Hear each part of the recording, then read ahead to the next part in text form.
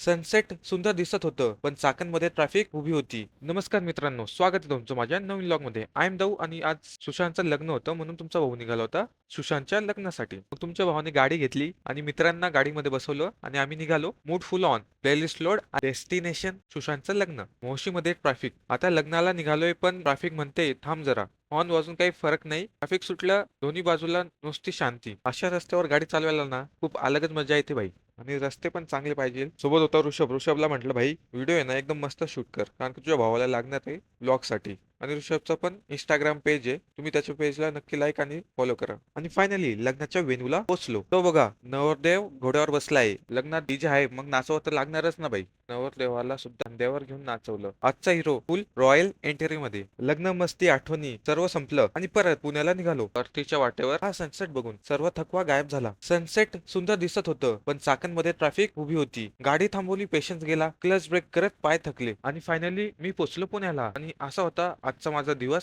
भेटूयात आपण आता नेक्स्ट ब्लॉग मध्ये.